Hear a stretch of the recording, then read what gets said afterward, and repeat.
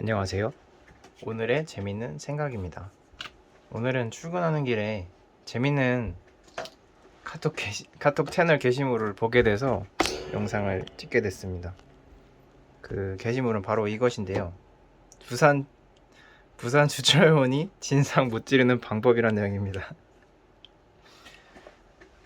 예를 들어서 기계식 주차에 이게 막혀 있다고 할 때 이제 주차요원이 굉장히 난감하잖아요. 그래서 막 뒤에서 차가 막 밀려가지고 빵빵거리고 있을 때 그때 확성기로 땡땡땡 스포티지가 통행 방해 중이라 잠시만 기다려 주십시오 한마디 하면은 뒤에 있던 운전자들이 다 나와서 남녀노소 가리지 않고 달려와서 아주 욕을 쏟아붓는다는 그런 내용입니다. 온갖 이제 팀워크로 온갖 팀워크를 보여주면서 온갖 말을 보여주는데 정말 오래 버틴 사람이 없다고.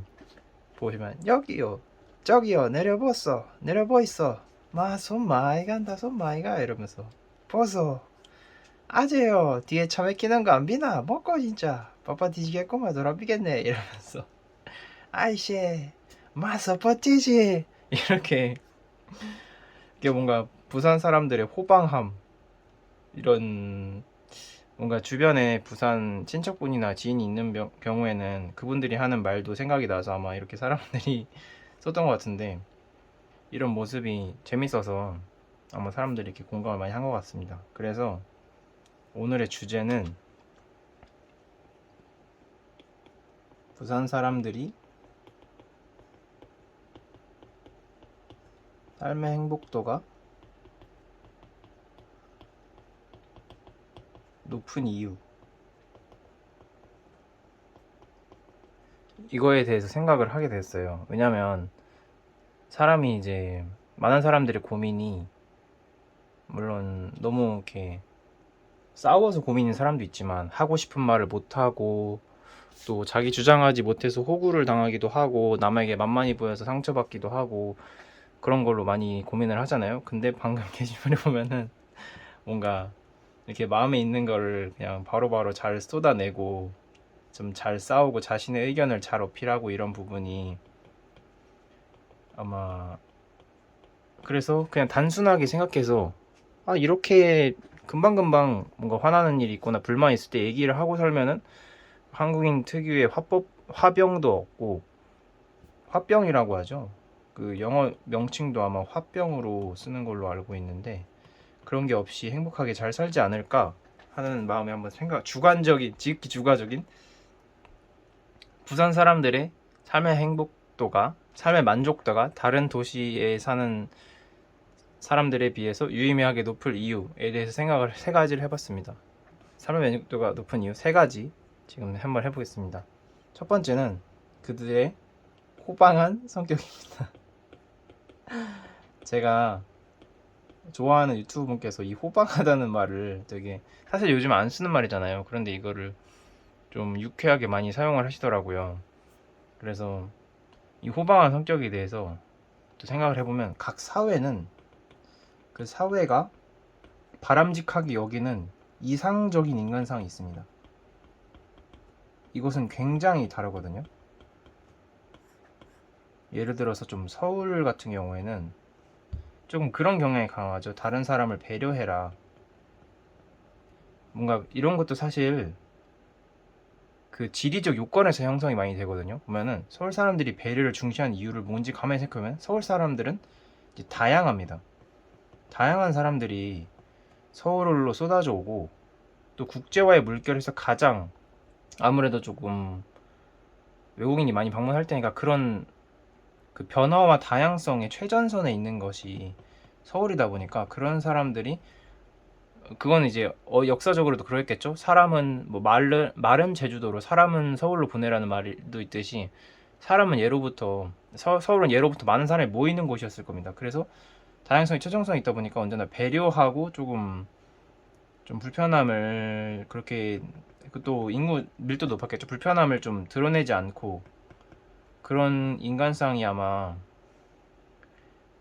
좀 서브 주제인데 그런 게 조금 많이 요구되지 않았을까 서울에 대해서. 그리고 또 예를 들어서 러시아 같은 경우에는 이게 또 러시아랑 부산이 유사한데 러시아도 조금 상남자 스타일이 좀 많이 좀 이상적인 인간성을 제시하잖아요. 제시되거든요. 예를 들어서 좀 위험을 두려워하지 않는 그냥 뭐 괜찮아 이런 거 정도야 뭐. 그래서 제가 예를 들어서 러시아에서 어떤 분이 이제 공사장에서 조금 공사 보조 관리 보조를 한 적이 있는데 이렇게 발에 못이 박혀서 이게 피가 나는데도 아저씨가 괜찮아 니저 나름 알냐 그러니까 괜찮다 나름 알냐 이러면서 신경 쓰지 마라 괜찮다 이런 것쯤이야 뭐 괜찮다 좀 이런 강한 이렇게 조금 행동하도록 전체 사회 특히 남자에게 좀 이런 행동과 행동 양식이 조금 그런 좀 인간상으로 그런 이상적인 인간상으로 비춰지거든요. 근데 부산 같은 경우에는 아니 사내가 돼가지고 뭐 이렇게 뭐 그거 가지고 쫀쫀하게 그 먹고 그 막 그 잡스럽다 치아라 좀 이런 그 사소한 것에 연연하지 않는 좀 화끈하게 크게 살자 이런 인간상이 이 부산에 있는 것 같습니다. 좀 이건 부산에서 조금 추천받는 이렇게 되라고 이제 말이 되는 그런 이상적인 인간상이지 않을까. 그래서 막 이런 호방한 성격을 주로 이상적인 롤모델로 삼는 부산은 좀 행복할 것이다. 그런 것이 이제 첫 번째 이유입니다. 두 번째 이유는 이제 좀 뜬금없을 수도 있는데 6.25의 여파가 아닐지. 이건 또 설명이 좀 들어가야 하는데 1등은 사실은 계속 1등일 수밖에 없다.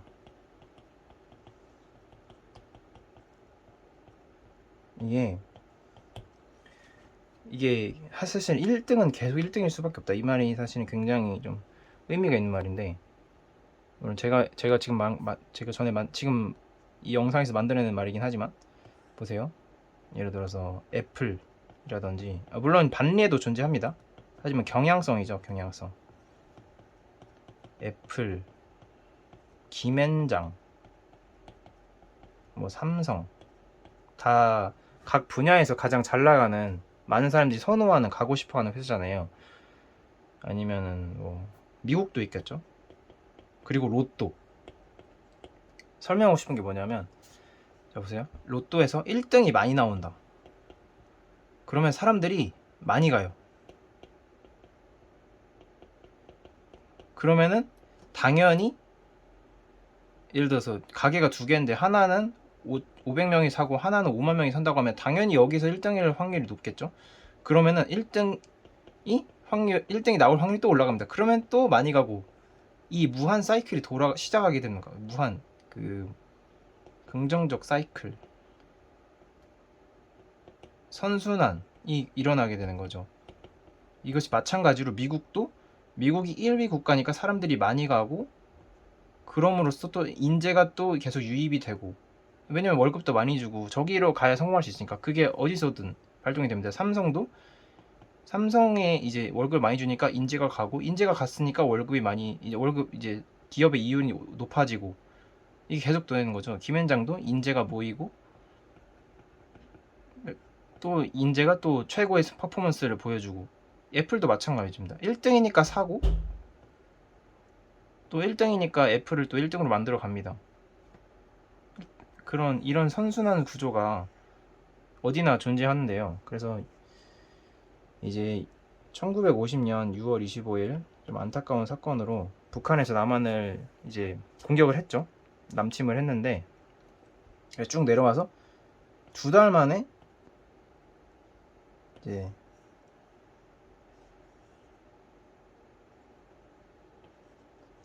이만큼 여기까지 북한이 다 점령을 하고 밀리게 되죠. 낙동강 전선. 그래서 이제 물론 자기 지역에 남아있는 분들도 있었겠지만 정말 남한의 수많은 사람들이 여기 피난을 다 옵니다. 이 지역으로 다 피난을 오죠. 왜냐면 여기만 남한이니까 전쟁을 피해서 여기 다 여기서도 이렇게 많이 수많이 내려왔겠죠. 민주주의 진영을 좀 이 낫다고 생각하는 분들 다 왔겠죠. 그리고 이제 물론 이제 아마 한두 달 후에 또 이제 인천 상륙작전이 벌어지고 이렇게 또 올라가지만 그래도 아직 전쟁이 언제 끝날지 모르잖아요. 피난민 입장에서는. 그러다 보니까 여기서 아무래도 정착을 하고 살게 됩니다. 그럼 정착을 하고 살게 되면은 인구가 자연히 증가하죠. 인구가 증가하면 문화적 발달이 됩니다. 문화적 발달이라고도 하긴 문화적 발달도 있지만 뭐 경제적으로도 당연히 인프라가 여기다 형성이 되겠죠. 그래서 이제 그런 고대 도시들의 시너지를 이기기 어려운 게 일단은 인구 밀도가 어느 정도 있어야 모든 게 발달이 이루어지고 투자도 이루어지고 기반이 여기 생기다 보니까 전쟁 후에도 이제 정착을 여기 해서 살게 되는 거죠. 그냥 그러다 보니까 여기는 다른 이렇게 조금 인구가 적은 다른 지역들보다 이제 이 발달된 이 기본 인구가 받쳐주니까 일자리가 있죠. 일자리 사람이 있으면 인구가 있으면 일자리 이게 가장 크죠. 이제 기본 인구가 받쳐주다 보니까 계속해서 좀 발달된 서울에 다음 가는 그런 도시로서의 그런 입지가 계속 유지가 됐을 겁니다. 그리고 그런 이제 발전된 도시에 살면은 자부심이 생기기 때문에 그러면 또 그 자부심으로 또 도시를 발전시키고 이게 또 선순환 구조가 또 생기는 거죠. 그래서 또 이 두 번째 원인은 6.25의 결국에는 타고 올라가서 이 모든 것의 원인이 6.25의 여파다. 이제 6.25의 여파 때문에 두 번째 이유가 가장 또 크게 됐다. 또 세 번째를 또 설명드리면은 세 번째는 지리적 요건입니다. 이거는 좀 이거와 좀 연계해서 생각이 되는 부분인데 두 번째 요인과 세 번째 이거는 세 가지가 있는데 일단 부산은 산과 바다를 동시에 가지고 있습니다. 산이 굉장히 많고 바다도 또한 좀 아름답죠. 아름다운 건 사실 주관적인 기준인데 이제 아름답다는 의미는 이제 그래도 들어갈 만한 해수욕장 이제 그러니까 서해랑 남해 뭐 남해도 좋지만 아무래도 이제 동해가 좀 맑고 뭐 이런 그런 게 있잖아요. 깊다 보니까 뭐 완벽하게 동해는 아니지만 그런 들어갈 만했던 바다를 가지고 있다. 그러니까 산을 가지고 있는 지역도 많고 바다를 가지고 있는 지역도 많지만 부산은 이 산과 바다를 동시에 가지고 있습니다. 물론 경쟁적으로 다른 곳에도 많지만 여기에도 플러스 또 인구가 추가되죠. 그리고 결정적으로 부산은 일본과 근접합니다. 지금은 이제 한국이 굉장히 높아졌죠. 정말 굉장히 높아졌죠. 그 삶의 수준이나 문화적 흥미라고 할까요? 문화적 수준이라고는 말하고 싶지 않은데 문화적으로 다른 문화권에 이제 이것도 가다 보면 너무 얘기가 길어지는데 그런 게 많이 높아졌죠. 아무튼 높아졌죠. 단어 선택 요즘 좀 신중한 부분이라 일본과 근접돼 있기 때문에 근데 뭔가 그때 일본은 세계 1, 2위였죠. 보면은 그런 문화적 선진화된 문화가 그리고 한국은 사실은 물기로 다 파괴돼서 거의 제일 바닥이었는데 이 엄청난 문화가 거의 뭐 배로도 하루 만에 올 수 있는 거리 배로 여기 금방 올 수 있잖아요. 일본에서. 그래서 모든 문화적 그런 것들이 선진 문화들이 일본을 통해서 이제 부산으로 흘러 들어오는 거죠. 그런 뭐 짜잘한 상품들도 그렇고 보면은 범죄와의 전쟁에서도 일본 이게 부산으로도 부산 세관이 크게 돼 있고 막 들어오는 거잖아요. 옛날에 그리고 뭐 소위 말하는 그런 빨간 비디오들도 일본 통해서 들어왔고 뭐 그런 가발 뭐 그냥 그런 다양한 상품들이 좀 한국엔 없던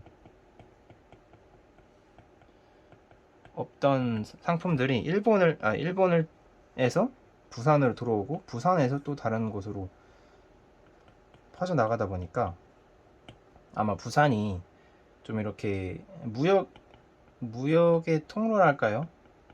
대외 무역의 통로라고 할까요? 그런 역할을 이제 겸하는 거죠. 산과 바다도 아름다운데 거기에 좀 문화의 통로, 실크로드 같은 하다 보니까 이제 지역이 발달된다. 발달되다 보면은 사람들이 도시에 왜 사람들이 뉴욕에 가고 싶어 하고 런던, 파리, 뭐 도쿄 그리고 대한민국 서울 그런 데 살고 싶은 이유가 그런 문화 내가 여기 시민이다. 이 자부심을 갖고 싶은 그런 마음도 굉장히 크잖아요. 암스테르담도 제가 방문해 봤을 때 참 그 만족도가 높더라고요. 도시의 만족도 이것도 다른 얘기인데 하지만 부산은 서울만큼은 아니지만 이런 걸 제공해 주기에 지금 굉장히 서울만큼의 어찌 보면 서울만큼의 그런 걸 제공해 줄 수 있다. 또 특유의 호쾌한 문화에 더해져서 부산 사람, 내 부산 사람이다. 이런 거에 대해서 굉장히 자부심을 심어줄 수 있는 그런 환경적 요건들이 많이 개선된 것 같습니다. 그래서 요약하자면 부산이 행복한 이유는 첫 번째 호방한 성격, 두 번째 6.25로 인한 인구 밀집과 발전, 세 번째는 산과 바다 그리고 일본과 근접성이라는 지리적 요건이었습니다. 다음 시간에 또 더 재밌는 오늘의 생각으로 찾아뵙도록 하겠습니다. 지금까지 오늘의 재밌는 생각이었습니다. 감사합니다.